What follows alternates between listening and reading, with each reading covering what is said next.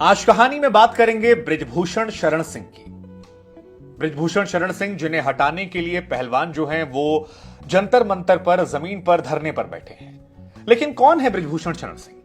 अगर आप जानना चाहते हैं तो उन्हें कई टुकड़ों में बांट कर देखिए।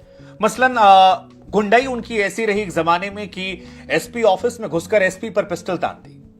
राजनीतिक रसूख इतना ज्यादा है कि सपा से लेकर भाजपा दोनों में वो सक्रिय रहे। 6 बार लोकसभा के सांसद बने। बीजेपी के मौजूदा उन अपवाद नेताओं में है जहां पिता पुत्र दोनों को टिकट मिला। पिता सांसद, बेटा जो उनका प्रतीक भूषण है वो विधायक। व्यापार शिक्षा के क्षेत्र में इतना बड़ा कि 50 से ज्यादा स्कूल कॉलेज जो है वो उनके पास है। नंदनी नगर में अगर आप जाएंगे तो किलोमीटर भर का स्कूल कॉलेज जो है वो उनका नजर आता है। बयानबाजी और हिम्मत इतनी कि पार्टी लाइन से अलग हटकर बयान दे देते हैं। ओवैसी को क्षत्रिय बता देते हैं तो बाबा रामदेव के घी को सार्वजनिक मंच से नकली कह देते हैं। किसी जमाने में इन पर दाऊद इब्राहिम से दोस्ती यारी के आरोप लगे। टाडा के तहत इन्हें तिहाड़ जेल में बंद रखा गया, लेकिन पत्नी को चुनाव जिताया। कभी अटल जी ने जेल में इनके लिए चिट्ठी लिखी थी। तो 11 साल से कुश्ती महासंघ के अध्यक्ष बने हुए हैं। मायावती से पंगा लेना हो या फिर गोंडा में जब इनकी जगह किसी और को टिकट मिला तो उसका वोटिंग के दिन एक्सीडेंट हो जाना, मौत के आरोप इन पर लग जाना, या फिर आरएसएस के नेता से विवाद करना और उसके बाद बीजेपी छोड़ के सपा में जाना। कौन है बृजभूषण शरण सिंह? उत्तर प्रदेश के गोंडा में कांग्रेस के नेता होते थे चंद्रभान शरण सिंह। उन्हीं के परिवार में 1957 में जन्म होता है बृजभूषण शरण सिंह का। कॉलेज के दिनों से ही वो काफी सक्रिय थे और राजनीति में आने की इच्छा जो है वो कॉलेज के दिनों में ही दिखती है। फैजाबाद में एक कॉलेज है, साकेत महाविद्यालय। उसी कॉलेज में ये महामंत्री बन गए थे और वहीं से इनकी पॉलिटिकल करियर की शुरुआत जो है वो हो जाती है। कॉलेज के दिनों में कहा जाता है कि हैंड ग्रेनेड चला दिया था। उस मामले में काफी इन्हें सुर्खियां मिली थी और वहीं से ये सक्रिय राजनीति में ज्यादा आ गए। लेकिन वो जो एसपी पर पिस्टल तानने वाला मामला है वो मामला बड़ा दिलचस्प है। 1987 में गन्ना डायरेक्टरी के चुनाव में कहा जाता है कि नामांकन इन्होंने कर दिया, जिसके बाद एसपी ने इन्हें बुलाया और इन्हें हड़काया, नामांकन वापस लेने की बात की।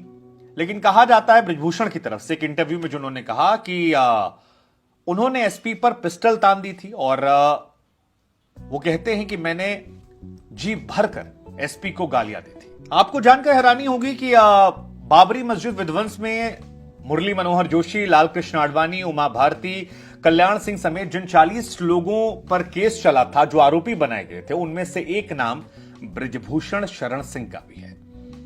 बृजभूषण शरण सिंह ने खुद अपने एक इंटरव्यू में यह बात बताई कि जब कार सेवक जो हैं वो मस्जिद के गुंबद पर चढ़ गए थे तो उनके पास कोई हथियार नहीं थे और ऐसे में वहां कृष्ण गोयल का काम चल रहा था, तो स्टोर रूम को जाकर तोड़ा और वहां से फावड़ा, बिचला और चीजें थी, फरुआ से लेकर वो सारी चीजें उन्होंने पहुंचाई। बृजभूषण ने खुद कहा कि हमने चलाया नहीं, लेकिन वहां पर हम उस चीज को सुनिश्चित करने के लिए रात 10 बजे तक खड़े थे। हालांकि सीबीआई की स्पेशल अदालत ने 2020 में जितने भी लोग थे उन सबको बाइज्जत बरी कर दिया और उसमें बृजभूषण पर जो ये मामला था, ये मामला हट जाता है।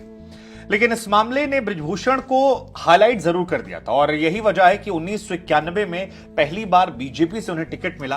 हालांकि आपको यह भी जानकर हैरानी होगी, जिस दौरान उन्हें टिकट मिला था उन पर 34 से अधिक आपराधिक मामले थे, लेकिन तब उन्हें रॉबिन हुड कहकर बचाव किया गया कि वो जनता की सेवा करते हैं और उसका नतीजा यह निकला कि बड़े अंतर से जो पहला चुनाव है वो बृजभूषण शरण सिंह ने भारतीय जनता पार्टी के टिकट पर जीत लिया।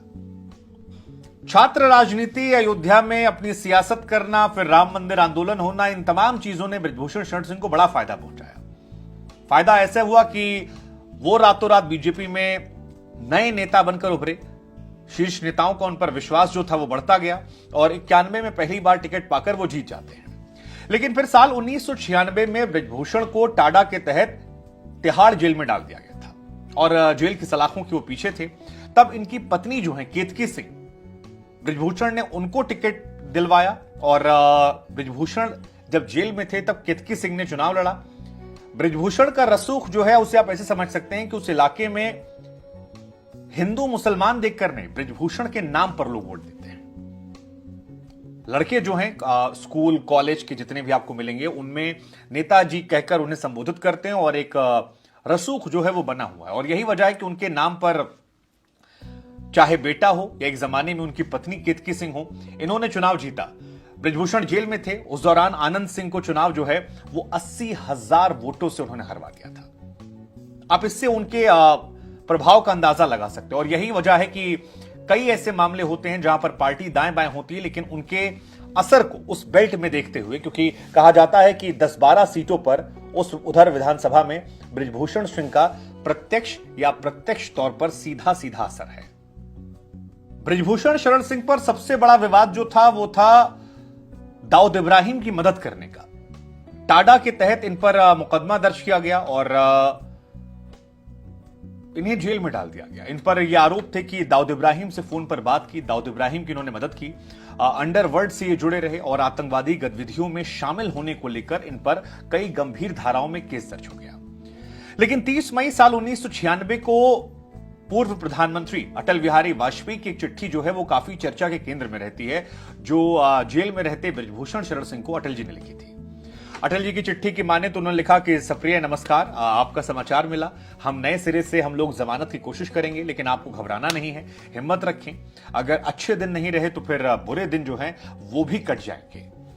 साथ ही अटल बिहारी वाजपेयी साहब ने लिखा कि आप याद कीजिए कि आजीवन कारावास की सजा भोग रहे सावरकर जी ने कैसे हिम्मत नहीं हारी थी, आपको भी हिम्मत नहीं हारी है, पढ़िए लिखिए, वहां पर संगीत सुनिए और लगे रहिए, मैं शीर्ष आऊंगा, हिम्मत नहीं हारिए और विरोधियों से डरना नहीं है। अटल बिहारी वाजपेयी ने यह चिट्ठी उन्हें 1996 में लिखी।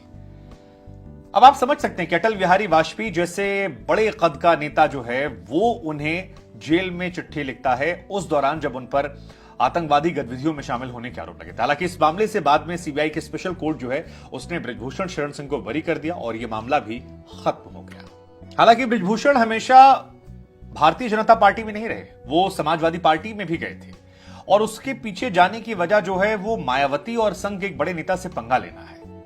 दरअसल गोंडा शहर जो है उसका नाम बदल दिया गया था। जयप्रकाश नगर जो है मायावती ने रख दिया था। एक कार्यक्रम के दौरान मायावती ने ऐलान कर दिया, उस बार मायावती ने कई सारे नाम बदले थे। बृजभूषण शरण सिंह को यह बात नागवार गुजरी और उन्होंने इस बात को लेकर एक आंदोलन खड़ा कर दिया। आंदोलन जबरदस्त था। उस आंदोलन की तस्वीरें लेकर वो अटल बिहारी वाजपेयी साहब के पास गए और अटल जी ने उनकी बात को मानकर जो गोंडा शहर का नाम बदला गया था उसे वापस रोक दिया।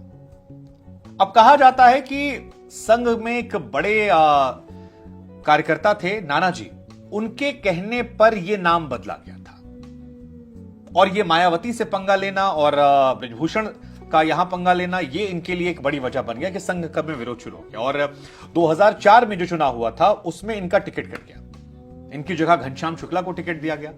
लेकिन आपको जानकर हैरानी होगी कि जिस दिन वोटिंग हो रही थी उसी दिन घनश्याम शुक्ला की एक्सीडेंट में मौत हो जाती है।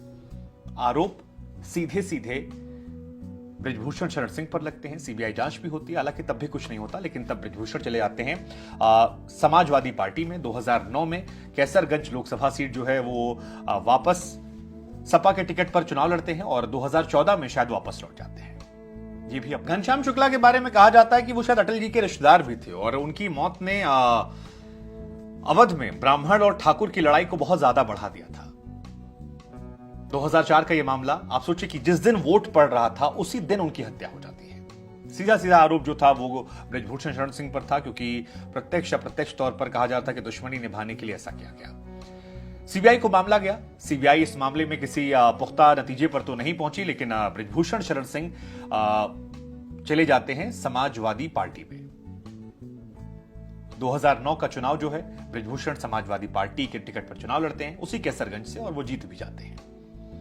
हालांकि 2014 में बृजभूषण शरण सिंह की एक बार फिर से वापसी बीजेपी में होती है। 2019 में भी वो चुनकर आते हैं। उनका बेटा जो है अब वहां से विधायक है। घनश्याम शुक्ला जो इस दौरान जिनकी हत्या हुई थी, उनकी पत्नी मौजूदा दौर में सपा में है।